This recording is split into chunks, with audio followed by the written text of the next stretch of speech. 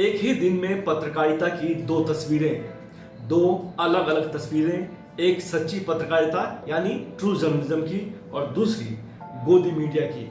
नमस्कार, मैं हूं तेज नारायण और आज हम बात करेंगे कि 5 सितंबर को पत्रकारों के लिए एक सबक का दिन था। 5 सितंबर को मुजफ्फरनगर में किसानों की महापंचायत थी और इस दिन दो तस्वीरें वायरल हुई। उन दोनों तस्वीरों को देखकर एक सच्चे पत्रकार को, एक अच्छे पत्रकार को सही सबक मिल सकता है। पहली तस्वीर वरिष्ठ पत्रकार अजीत अंजुम की है। वो किसान महापंचायत को कवर कर रहे थे अपने YouTube चैनल के लिए और लगातार रिपोर्टिंग की वजह से वो पसीने से लथपथ थे, लेकिन वो बिना रुके रिपोर्टिंग कर रहे थे। ऐसे में उनके माथे से लगातार पसीना टपक रहा था और जो पास में खड़ा किसान था उसने अपना रुमाल निकालकर अजीत अंजुम का पसीना पोंछ दिया।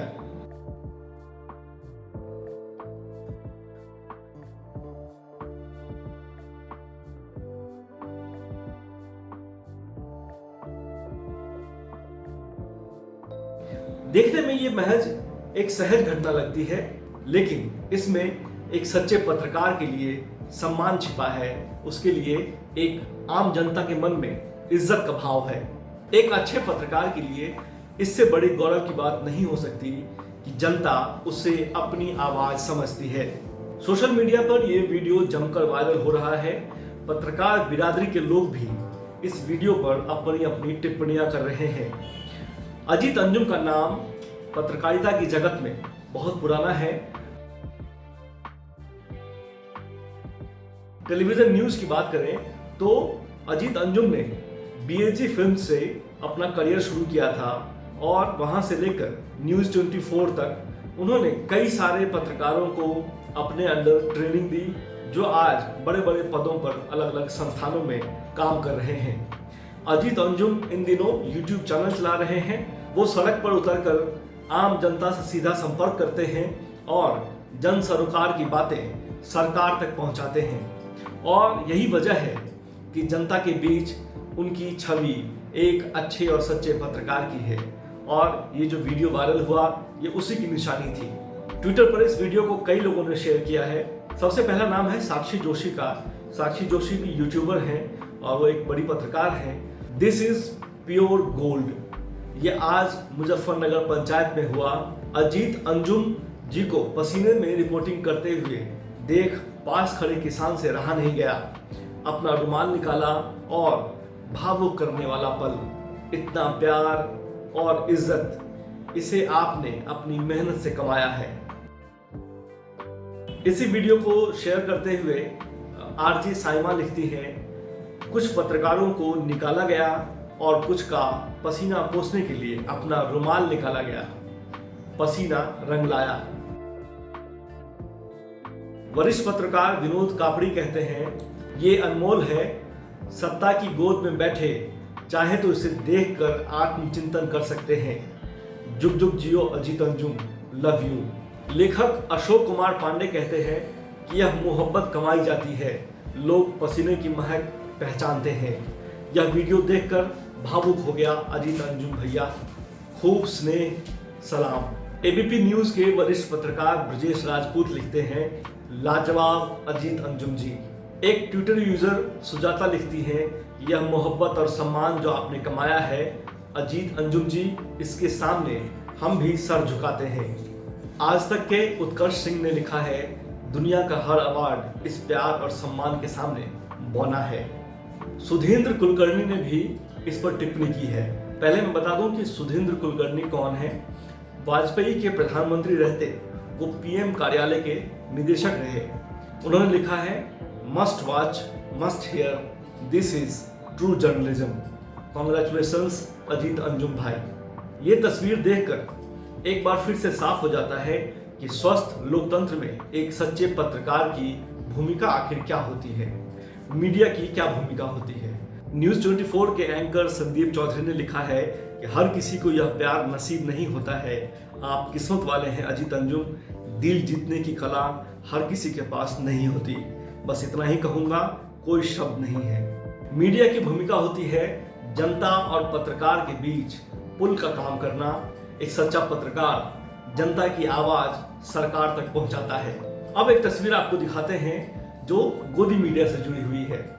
आप जानते हैं कि इन दिनों देश में जो मेन स्ट्रीम मीडिया है उस पर गोदी मीडिया होने का आरोप लगता रहा है।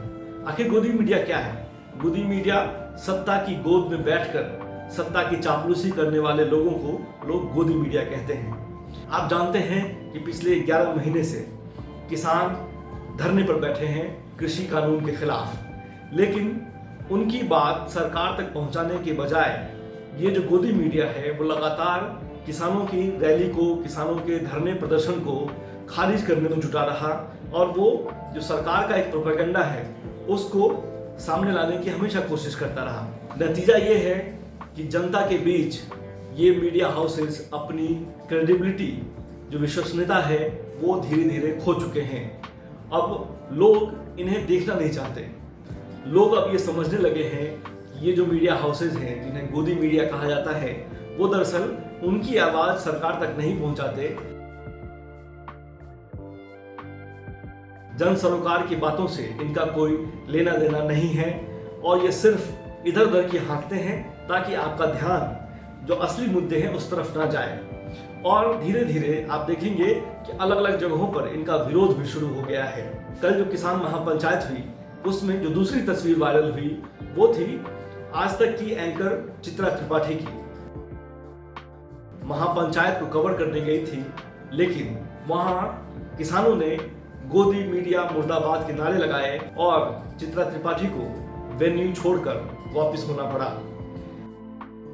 ये एक सबक है ये समझने के लिए, अगर एक पत्रकार जनता से दूरी बना ले तो जनता भी धीरे धीरे उनसे दूरी बना लेती है। चित्रा त्रिपाठी के साथ जो कुछ भी हुआ उसको लेकर कई लोग इसे असंवेदनशील और मीडिया के खिलाफ हमला बता रहे हैं, लेकिन सवाल ये उठता है जब मीडिया खुद जन सरोकार से खुद को अलग कर लेता है, जनता की आवाज को सुनना बंद कर देता है, तब उसे ये कहने का हक कैसे है?